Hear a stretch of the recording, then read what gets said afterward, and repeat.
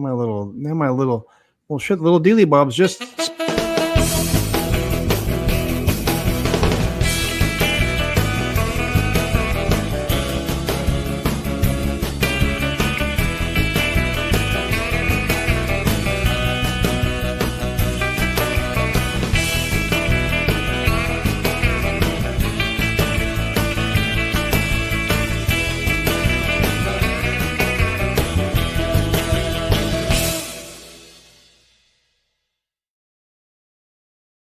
It looks like Mike is thrown in the towel. Here I am. I'm so adorable. I see a tail in the background. That's probably Bubba. So, hey, welcome back, everybody. It's Ron and Mike. Are You Shitting Me? TMI, the podcast. We are back for another spectacular conversation with Mike. I'm Ron here in Las Vegas, Nevada, and always I have with me... I'm his older brother, Mike, in Amarillo, Texas. So it kind of blows my mind when I say things to Mike and he has no idea what the fuck I'm talking about. I always think that he just knows everything that I know. So we were talking about what you look like when you take NyQuil and DayQuil at the same time. And I said, you look like Forrest Whitaker. You're going to come right out of the box of this. It took him a second, but then all of a sudden you see him just go... Because I could picture the image in my head. I could see Forrest Whitaker in my head. Yeah. So those who don't know Forrest, it's this. Is he awake? Is he asleep? Sorry, Forrest. I said it could have been that or he just got bitch slapped real hard on one side. Which is entirely... I don't know what happened. I don't know if it's a birthday. Who knows? Who knows? But now that you've shown it to me, I can't get it out of my head. And you'll be telling the next person you see. I'm stealing that shit. Are you kidding me? Consider it stolen. I steal that stuff. If I've told you this before, I'm sorry. But there's a girl that I work with. Her name is Morgan. And a few weeks ago, I don't know, we were doing remotes or something. And she said, man, I'm toe tagged. I thought, oh my God, I am so stealing that. I'm so tired. I'm toe tagged. I'm so toe tagged. So I've been searching. I've only been able to use it, I think, once since then. So I keep searching for opportunities. So but you wait for it, don't you? Yeah, I'm looking for them, man, constantly. So now I'm going to be looking for this Forrest Whitaker opportunity. Right. Yeah. So I always trip out the grandkids, especially Elena and her little friend. So there's this new fad going out, and I picked her up from volleyball. So in front of her and all the girls, I went 6'7". I know you won't get it, but they both went, oh, your papa knows that. I have no idea what the fuck it means. Well, you're going to put that out there and not tell me anything? I just saw it on TikTok. They were talking to Shaquille O'Neal, and they're like, "Do you know what that means?" And he goes, "Yeah, I don't know what that means, man. My son do that to me, but Shaq don't know what that means, But but you just threw it out there. I'm waiting for you to. I'm going to tell you. I'm going to tell you what I found out. So it was a song. I forget who the song was by. The song that came out earlier this year, and the gist of it was talking about. I forget who the basketball player is. I don't know if it was LeBron James or whatever. And they're like, yeah, he's 6'4", or is he 6'7"? And that's what the whole social media, brimstone started with this damn thing. And so I don't know, it turned into a thing. I had no idea. Although I was really cool for about 10 seconds there. I hope you enjoyed your 10 seconds because kids were digging it. It was nothing for me. Kids were digging it. Sorry. Or if I tell the grandkids, stop being so Ohio, they're like, oh my God, Papa, how do you know what that means? Well, see, I used to tell Michael when he was younger, I'm going to be the coolest old guy that ever lived. Yeah. And now I understand I am so far not there. Yeah. And now you know why you won't be. Yeah, because I don't know 6'7". So at some point I'm going to go outside, or I'm going to go to like Home Depot or something, and I'm just going to pull it right up 6'7" and see what happens. There you go. Yeah. And everybody under the age of 16 is going to go like, see, that's the other one I want to try is I know that it's AI or whatever it is, but I really do want to, either in Home Depot or probably Home Depot. You ever seen the video where a guy is standing in the department store and goes, "Ooh, ooh, ooh, ooh, ooh, ah, Oh, yeah, I've done that. and the rest of them start chirping? I've done I that. still want to give that a try, man. I have actually done that in a Home Depot. I go, and the 5 miles over. I still want to try it. So next time which probably be this weekend, I'm going to give it a rip, and I'll give you an update Challenge as to. you. I accept. Are you the challenger? Are you challenging the challenger? challenging me? I accept. I've actually done it and it works. Well, did you record it though? I did not, so it didn't happen. I'm going to record mine, so it's either they're going to be a giant ass or a huge success. So maybe it'd be my 6-7 moment. There's no medium there. You have to be one or the other. In between. There's no in between. You're either a hero or a goat, or a zero. I'm going to be a hero. So I was telling Mike I was listening to this radio station here in Vegas the other day, the morning show that I listened to here, and they were talking about skills that we no longer have that we had when we were younger. Now Mike and I have beat this like a dead horse. No offense to your horses. Well, they're not there. Never mind. But they're down in the lower corral. There you go. So we've talked about, driving a stick shift, writing in cursive, having manners, shit like that. But these radio hosts came up with something that just kind of boggled my mind that I didn't even think of, but it had to do with self-soothing. Now you think of that a lot with babies, let them self-soothe. But even as teenagers and younger folks, they can self-soothe too. Self-soothe, easy for me to say. But because now I told Mike, everything is just instant entertainment. Everything is, you got your phone, you got your Game Boy, you got whatever you have it. Back in the day when we were kids, we didn't have any of that shit. Sometimes I remember just sitting in the room, throwing a wad of paper up in the air for an hour or two at a time. Can you imagine kids doing that these days? I did that, and you know what I would do? I would lay on my bed and I'd take either a wad of paper or a ball, and I'd see how close I can get to the ceiling without touching it. Yeah. So it's like a game of ball. If I hit the ceiling 3 times, I was out. Look, that's the kind of crazy shit we did when we were kids, but it was entertaining. That's what I mean. Kids nowadays, they have to have something constantly going on. Always have to walk around town. All you see is, yeah. But I saw an interview this morning, and I should have gotten the guy's name and the name of his book. I'll try to get it to you later, but he wrote a book, and I think it's called The Anxious Generation or something like that. And in it, basically, I love what he describes, and that is there's been studies that have been done, especially post-COVID, of youth, and they're basically asked, if you had a choice, which would you rather do? Would you rather engage outside face-to-face? Would you rather be indoors alone, or would you rather be indoors gaming with somebody? And the greater percentage of the answers, something like 50% or more, outdoors. These kids want to be outdoors. They want to engage one-on-one. And I'm going to buy this book. I'm fascinated by the concept. But it's kind of in line with what you and I have been saying for, 2 years or more now. And that is, throw some at each other. Kids just don't know how to go outside and play. I find that kind of shocking. Or lay on their bed and throw wads of paper at the ceiling. I'm telling you, man, that still sounds fun to me when we're done here. Even as far as Mike, I remember when we were kids making paper airplanes and seeing who can get it to fly the farthest. When was the last time you made a paper airplane? Yeah. Or do you even know how? Yeah. I wonder, could kids today make a paper airplane without using any, put your phone down. Without having the Google search how to make it? Yeah, exactly. I'm going to put your phone down. I'm going to hand you a piece of paper, make an airplane. I wonder how many could do it. That's funny. That's a great question.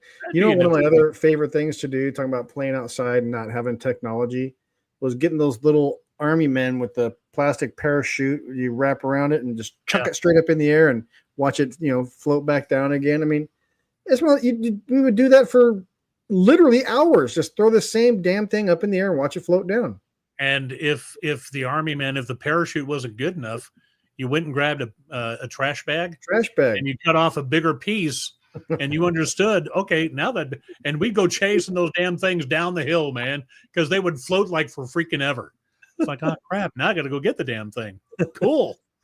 So now we have the problem of my wife bought me a drone last year before, I don't know, and I'm like, oh cool, man, this looks like fun. So I take it out front.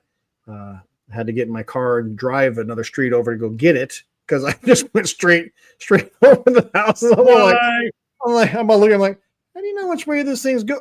Oh shit. I'd still like to buy one, but I'm past my drone stage. Yeah, it's a little drone. It's fun for like in the front yard or a little park or something. It's not like these freaking huge ass drones I see people flying around that you could stand on. Right? Military grade. Well, anyway, it's 11 minutes into it. We have one person now watching. Identify yourself, please. Show us your papers. That's right. We will ask the questions. You ever hear that knock knock joke? It's a little girl goes to her dad and says, "Hey, you hear a knock knock joke?" He goes, "Yeah, sure."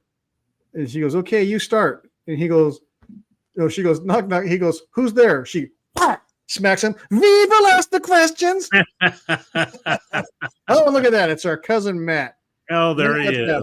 So Matt would be a prime example of knowing how to self-soothe as a young teen, young adult back when we were kids. Just for that matter, just hopping on your bicycle and go riding for a couple of hours. I will say the neighborhood that I live in, I love it because it's very kid friendly. There's always kids outside on their scooters, on their bicycles. Unfortunately, some racing up and down on their dirt bikes. But you know what? They're outside. So, it's that I weep for the future sometimes because, all that stuff's going to go away too. And everything's just going to become automated. On my street, they point at me when I come home and say, stay away from him. Bad man. He's a bad old guy. He's Mr. Grumpy Pants. So, and I am, and I told you a few weeks ago, we had somebody bought some little 4-wheeler or something up the road here. And on the weekends, they speed up and down my street. And for a couple of days, I was getting kind of pissed off. I thought, oh, yeah, wait till I turn your ass in, smarty pants. I mean, I got cameras. And then in a moment, I might have been sitting in here just thinking things through. And I thought, okay, dumbass. I've done a lot worse. I did the same thing. I can only imagine the number of adults back then that were pointing at me, Ron, Matt, and everybody else. It's like, really? You little whippersnapper. Oh, do I need to call the cops? Go ahead. We got like 5 that live on our street. Right. Matter of fact, the neighborhood or the area that we live in here in Henderson is referred to as Cop Hill. Because every street has a cop or a fireman or a marshal or some sort of law enforcement that lives on it. So it's like Debonair was almost that way for a while. We had a couple of cops. There was a detective that lived down the street. We had firefighters that lived on our street. Yeah. So yeah, a little hard to do too much bad. Matt, I want to pose the question to you. Yeah, so did I. See, look at Matt's. See. That's exactly where my mind went when he brought up self-soothe. Yeah. Matt's like, or you just go down to the downstairs bathroom and a couple of times a day. Is Mike okay? I'm very soothed. I was going to make the mistake of asking Matt how you self-soothe, but you beat me to the punch, I guess. Yeah. Beat me to the punch. He beat me. What did I tell you about whacking in my shed? All the times I held that Farrah Fawcett poster up with one hand. That's right. Yeah, baby. My right forearm is just huge. But no, seriously, man, if you caught what we started talking about was just, so much technology now that the kids just, there's a lot of skills that we even had back when we were kids that we just don't do anymore. And we talked about, paper airplanes, and the simplest thing, like Mike said, just taking a paper ball, throwing up, see how high you can get it without actually hitting the ceiling. And, I hate to say, but there was that bit of a euphoric rush when you get like this close. Yeah. It's you know what that is? Now that you put it that way, when you say euphoric rush, I've seen these videos where people will try to, chunk a golf ball, have it bounce off a few things and land. Like, yes! And it's like they cured cancer, right? It's like, okay. But now that we're talking about, that was us throwing the piece of paper or the ball at the ceiling and getting it like that close. Because I did. I won't lie. I'm going, yeah. Right.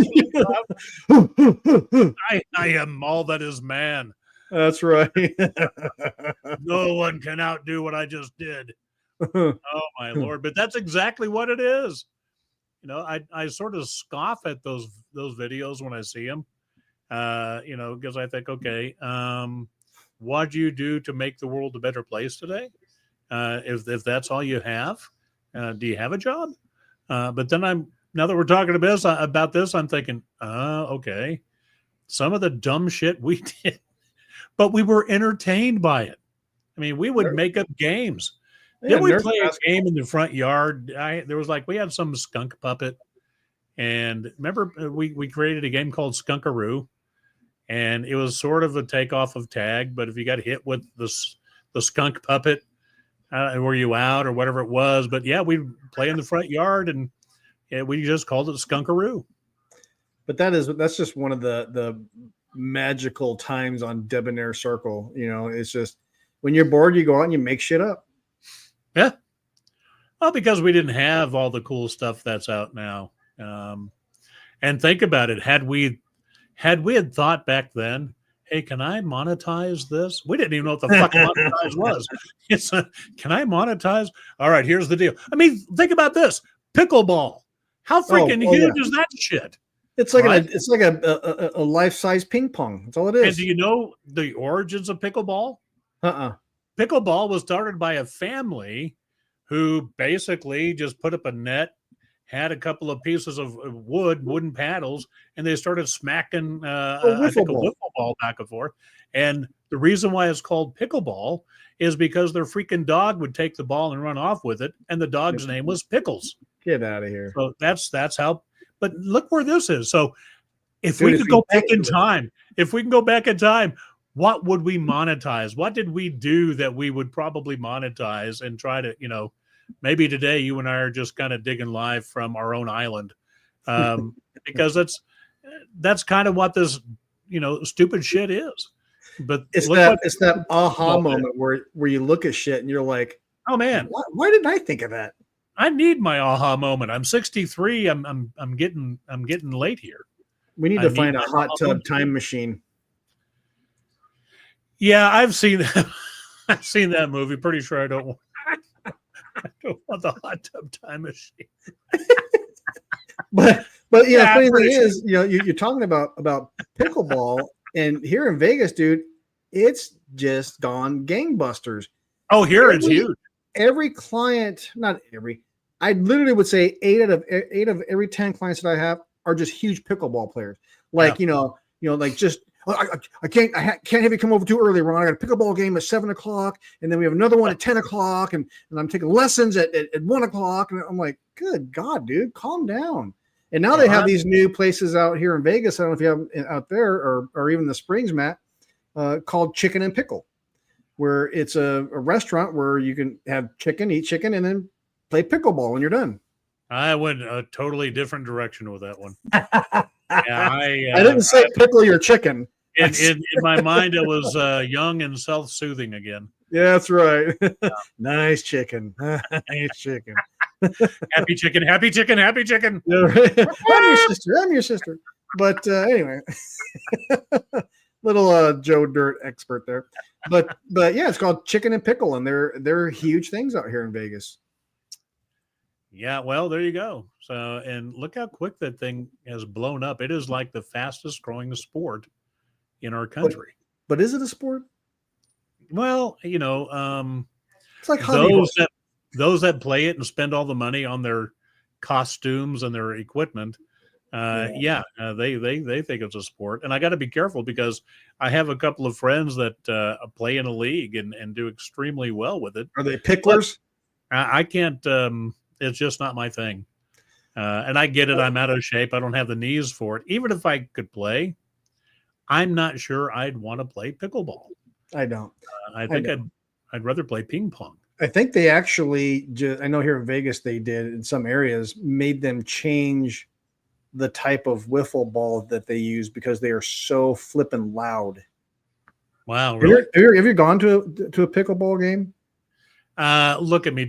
I just told you I don't even want to play pickleball.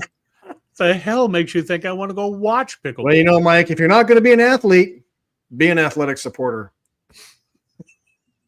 Don't be a dick. I'm just here hanging around. Oh. But no, they were just so incredibly loud. They made them change whatever the wiffle ball or pickleball's made out of, so it doesn't make such a loud, obnoxious noise. Maybe that's our thing. Maybe we need to design the perfect pickleball. I like where your little mind's going. Let's get on that. Let's get in. Let's get in on this action. Let's get on the pickle. Because Lord knows when I'm gone, I want to be remembered for all things. My balls. That'll be his tombstone. Here lies Mike with his balls. He had some nice balls. Yes, and we had the biggest balls of them all. The world is a better place because of his balls. See, that's what a great tagline. See, I'm telling you. See, I now tell people 5 or 6 years ago, you came to me for the handyman deal or your Christmas lighting deal, and he says, "Hey man, design me something I can leave in my customers' cars." And so I had just read this book right here. It's called "Damn Good Advice." And it's by George Lois. And George Lois was behind some great advertising campaigns. But I just finished reading this book. So I thought, okay. So I designed a little image for him. And in essence, it just said, "Get well hung for the holidays." And Ronnie calls me and says, "Dude, I can't do this. I can't." And so I said, "Well, don't ever come and ask me for this shit anymore." Don't ask. I was down for it. It was actually the wife that vetoed me because some of my clients are like big casinos, big business. Those are probably the ones I would say, "Dude, this is awesome." And that's what I said. And she's like, "Yeah, no, you can't. You can't leave that. Get well hung.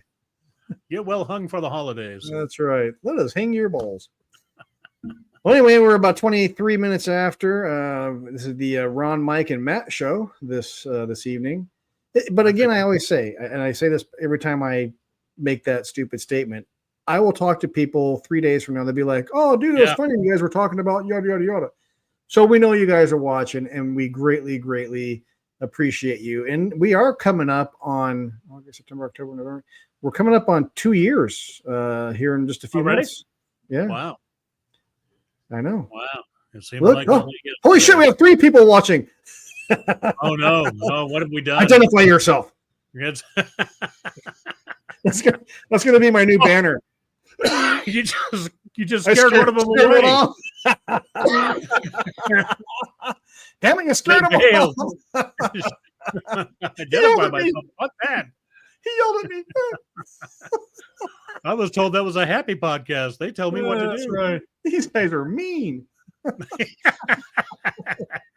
So let me ask you this, Mike and Matt, because we all 3 live in different areas now. Are you guys having road construction everywhere right now like we are here in Las Vegas? Pretty much. Oh, my God. I know the Springs is too. I was just up there a couple of weeks ago. And, it is annoying. Yeah. It's brutal. Circle, when I was up there, Circle Drive from, I don't know, Palmer Park maybe, all the way down to almost I-25 is, it's just all ed up with construction, as we say here.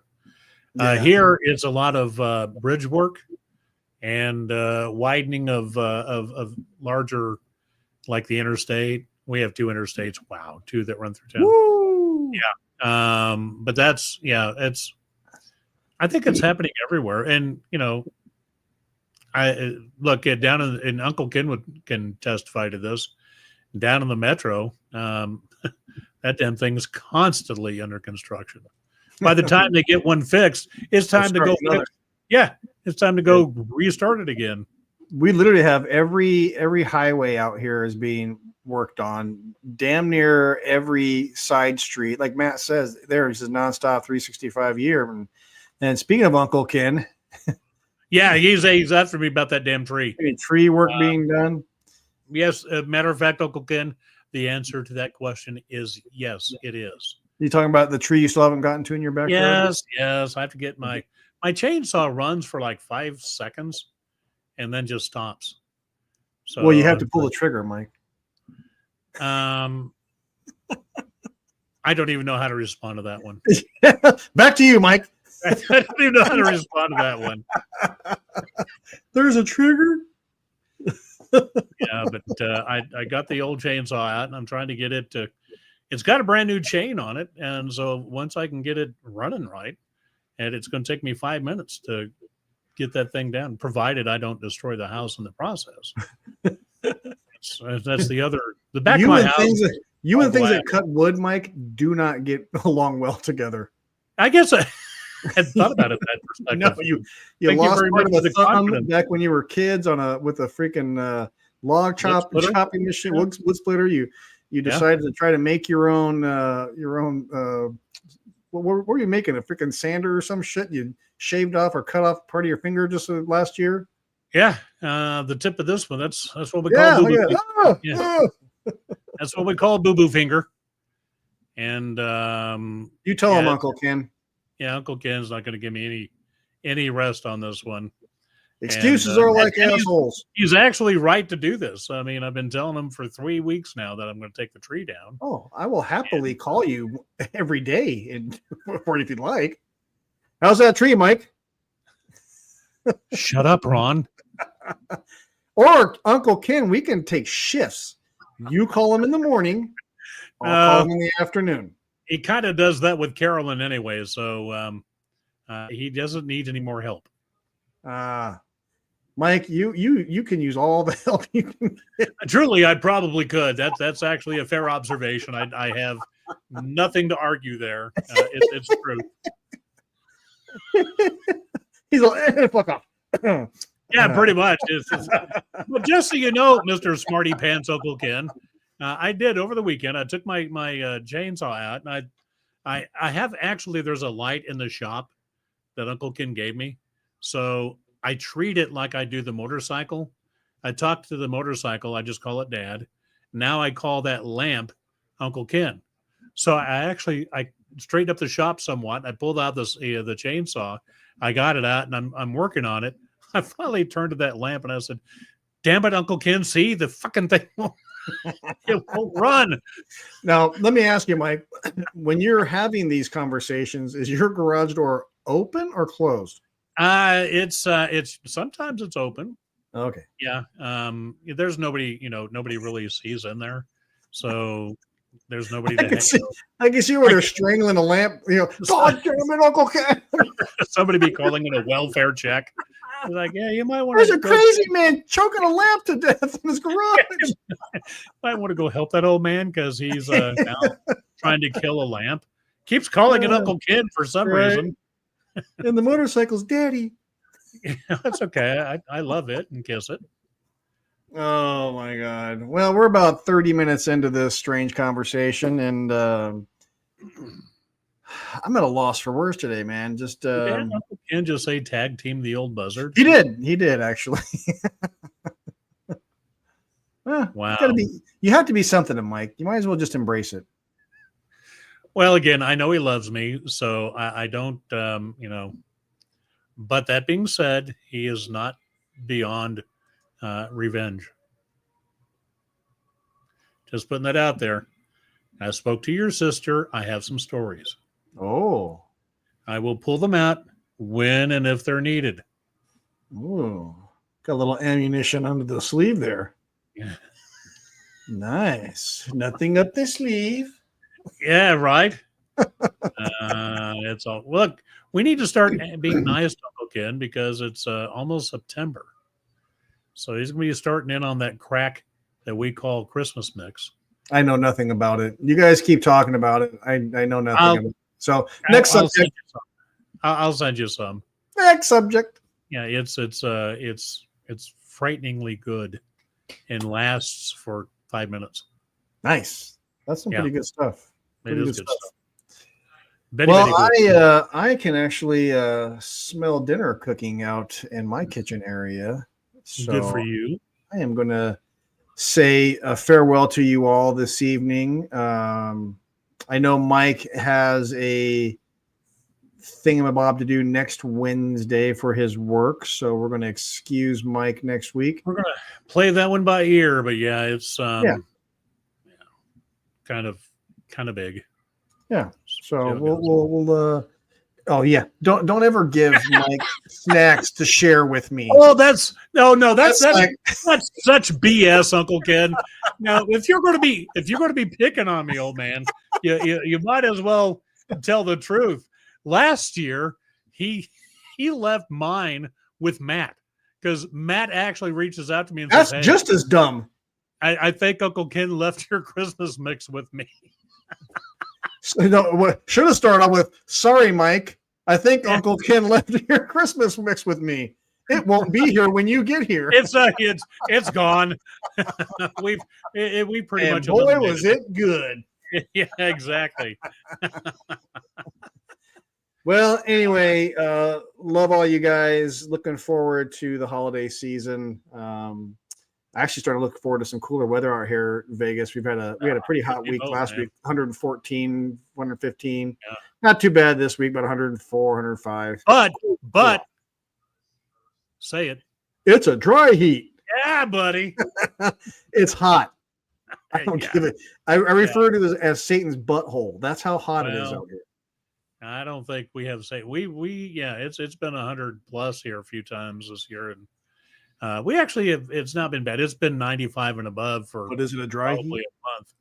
A month? No, it's a get out of the shower. You're already dripping, kind of heat. Sticky. Yeah. So all right. Love you guys. We'll maybe see you next week. If not, it'll definitely be the week after. And that's it. Love you. Bye. All right. Love you. Bye.